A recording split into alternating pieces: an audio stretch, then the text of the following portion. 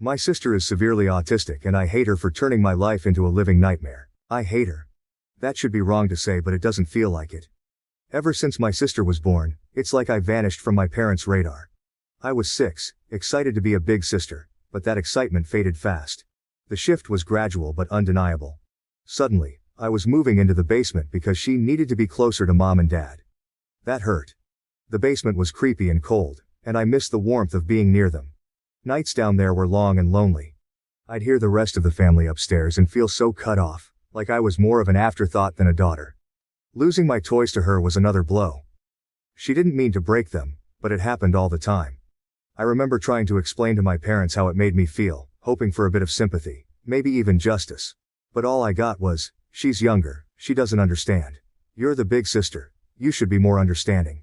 It felt so unfair. Those toys were my escape, and seeing them broken, without anyone caring enough to address it, just piled on the feeling of being invisible. The MacBook incident was the last straw. School had given it to me because I'd been doing really well, and then one day, it was just destroyed. My school was mad at me for being careless, and my parents. They just added to the blame. No one stopped to consider it wasn't actually my fault. I was furious and hurt, but mostly, I felt alone in dealing with the mess. It wasn't just about a laptop, it was about feeling like nobody had my back. Honestly, trying to balance being a sister and having a life is rough. I love my sister, sure, but it's like my parents forget I'm still a kid too. Every time she needs something, I have to drop everything. Doesn't matter if I'm studying, hanging out, or even trying to catch a break. It's like I'm on call 24/7 without even signing up for it. I couldn't remember the last time I hung out with friends without constantly checking my phone, worried I'd miss a call from home needing me to rush back. My life felt like it was on a perpetual pause, always waiting for the next crisis or the next demand for help. The day I decided to go watch the new Spider-Man movie was a big deal for me. It had been ages since I'd made plans that felt purely for my own enjoyment. My friend Jake had been talking about it for weeks, and his excitement was contagious. I needed that break, a couple of hours where I could just be a teenager, not a caretaker. So, I made a decision. I figured, just this once, I'd turn my phone off to enjoy the movie. Not worry about anything else. Just 2 hours, you know? Walking out of the theater, turning my phone back on, I felt like I was hit by a truck. Missed calls and texts everywhere. I called home immediately, the joy from the movie evaporating with each ring. When my mom picked up, her anger cut through me. "Where have you been? We needed you an hour ago." I could barely get a word in. I rushed home, feeling guilty but also kind of angry. When I got there, it was like walking into a storm. My parents were furious, their disappointment a tangible force in the room. "We rely on you, and you just decide to disappear? To watch a movie?" My dad's voice was sharp, his words punctuated by my sister's background noises, like going to a movie was some kind of crime. I tried explaining I just wanted a break, that I just wanted a couple of whores to myself, but it fell on deaf ears. It didn't matter. "Your responsibilities here are more important than some movie," my mom added, her words final. They grounded me, said I was being irresponsible. All over a movie. Sitting in my room after ward, it hit me. This wasn't about the movie, it was about feeling stuck. Yeah, I get it, my sister needs me.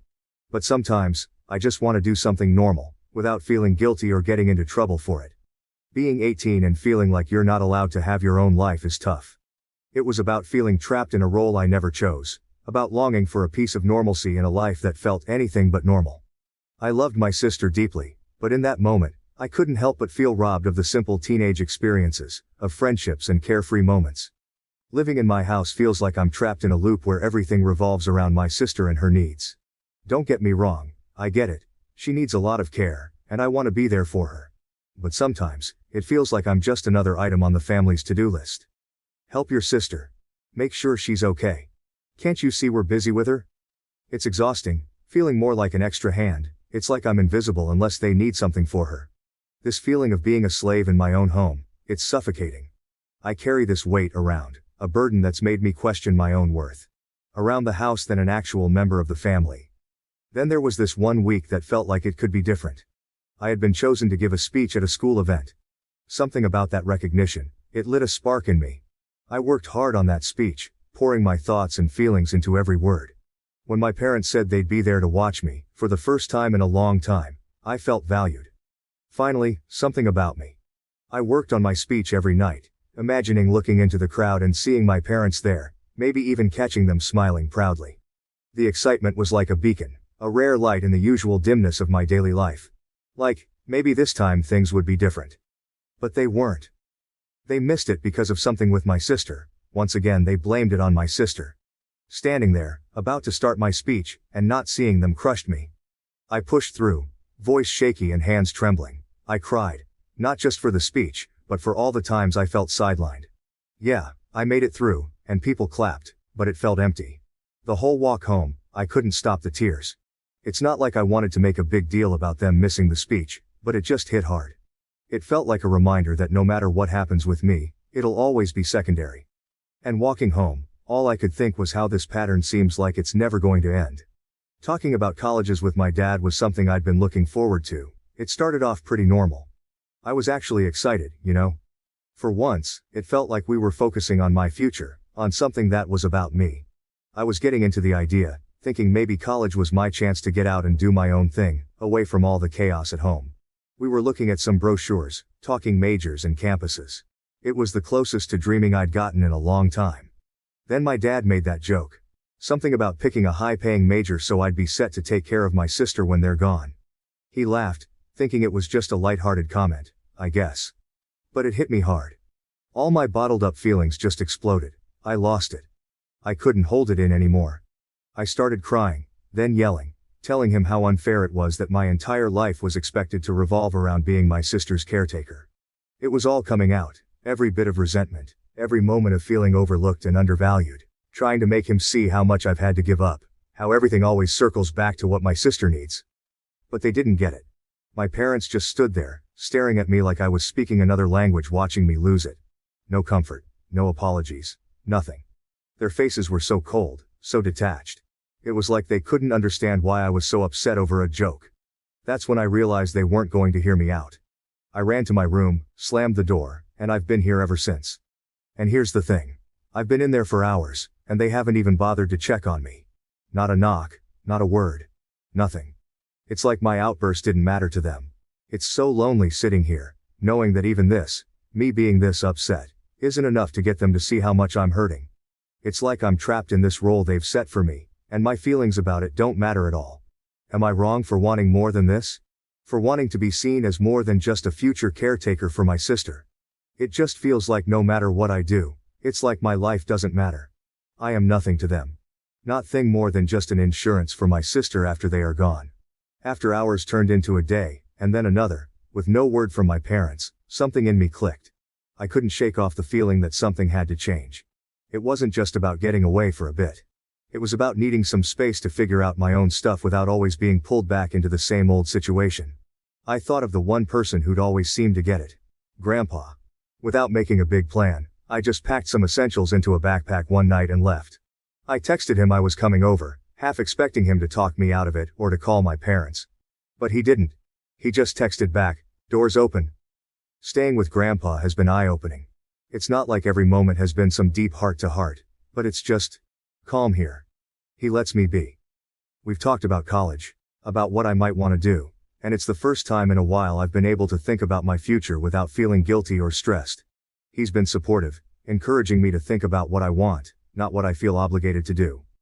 It's weird, but in just a week here, I've felt more like myself than I have in years. We've had meals together, watched some old movies, and he's shared stories about when he was my age. It's been nice, simple, and kind of freeing. I've even started researching colleges again, this time looking at programs I'm actually interested in, not just ones that might make enough money to take care of my sister in the future. Being with Grandpa has given me a glimpse of what that might look like, and it's something I want to hold on to. Wow, thank you for all the support and love that you guys have given me. I never expected this post to reach the popularity it did. Thank you all. After thinking about it for these past few hours, you are right that I don't despise my sister. It's not her fault that she was born the way she is. My parents came to talk to me a while after my breakdown, but I was unable to bring myself to talk to them and only cried and asked them to leave. They have made arrangements with my grandfather for me to stay with him for the time being. My parents want to talk to me, but we have decided it's best I leave for now to have some space and time to collect myself. We will be sitting down and talking later this week about this issue. Thank you all again for the love and support through this. I started by telling my grandpa the story of why I broke down the way I did, and to be honest, when I finally spilled everything to Grandpa, His reaction was way more intense than I expected. I mean, I knew he'd be surprised, but he looked downright shocked, horrified. I told him all about how things have been at home, how I've basically been my sister's full-time caregiver on top of everything else, and how it all came crashing down that day with my dad's joke about college and taking care of her forever. Grandpa was seriously upset, especially when he found out that my sister was supposed to have professional help that she wasn't getting. He said a lot of stuff. He told me some things that I don't feel comfortable repeating here, but in essence my sister is supposed to be getting care from a professional and that my parents were ignoring that. But the gist was that it wasn't right or safe for me to be in that position, especially with how things were with my sister. He couldn't believe my parents were putting all this on me, and that they'd kept so much from the rest of the family. He was also really mad about the whole movie incident, saying it was the last straw that showed how unfairly I was being treated. Grandpa's pretty chill most of the time, so seeing him this mad was kind of a big deal. He told me straight up not to talk to my parents unless he was there, which was a relief honestly. He said he'd talk to them first, sort everything out, and be there with me for any conversations in the future. But it wasn't just Grandpa. Over the next few days, I heard from aunts, uncles, cousins, you name it. They were all checking in, making sure I was okay, and they were all just as shocked as Grandpa was. Turns out, my parents had been telling everyone they had a professional caregiver for my sister and even taking money from the family to pay for it. Except, that caregiver never existed. Everyone was pretty upset about being lied to, especially about something so serious. This past week? Man, it's been a roller coaster. Tough, yeah, but also kinda eye-opening in a good way. The whole drama with my parents and finding out all that stuff I had no idea about was a lot to handle. But then, there's been this unexpected silver lining. My extended family stepping up in ways I didn't even know I needed. Grandpa's been at the center of it all, trying to make up for what he keeps calling lost time. He's been really pushing me to just be a teenager again. It's weird but nice, getting nudged to hang out with my friends more, or just chill and do whatever I feel like, stuff I haven't really done in, well, forever. It's like he's on this mission to help me reclaim parts of my life I didn't even realize I was missing out on. And it's not just him. My aunts and uncles have been amazing too. They've been around a lot this week, checking in, bringing over food, just talking and actually listening. It's like they're making this massive effort to show they care, to make sure I don't feel alone in this whole mess. It's pretty overwhelming but in the best way possible. For the first time in what feels like ages, I'm not just the sister, or the caretaker. I'm just me, and that feels really good. The talk with my parents on Saturday night. Disaster doesn't even cover it. I went in hoping maybe, just maybe, we could start fixing things. Instead, it fell apart even more. They actually admitted to a bunch of stuff. Stuff so messed up I can't even bring myself to type it out here. But the kicker? Not a single sorry came out of their mouths. Instead they doubled down, saying I was pretty much born to be my sister's caretaker. Yeah, my dad actually said that. Like my whole purpose was just about taking care of her. I couldn't keep it together. All the stuff I'd found out, all the support I'd been getting from the rest of the family, it all just bubbled up. I called them out on everything, the lies about the caretaker, the money they were supposedly spending on it but actually weren't, all of it. But they just dodged and made excuses. By the end of the talk, things were even worse than before. It felt like hitting a brick wall, trying to get through to them. I'd gone into that conversation with a sliver of hope that we could mend things, but I walked out feeling like that chance was completely torched. So, after that disaster talk with my parents, I made up my mind. I'm done. Had a long chat with Grandpa and my uncle last night, and we all agreed it's best if I don't go back.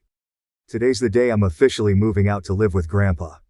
It feels weird, you know, making this huge change, but it also feels right. Like, I finally have some control over my life again.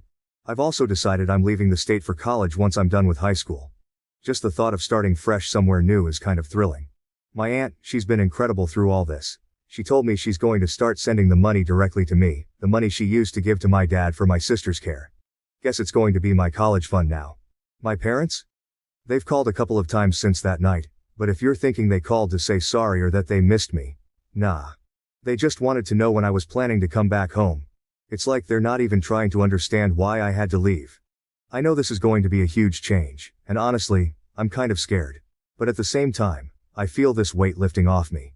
I'm finally making decisions for myself, and there's something really freeing about that. Today's just the start of something new, I guess. Deciding not to go back to my parents was tough, not gonna lie. There's this uneasy feeling sitting in my stomach, but deep down, I think it'll fade with time.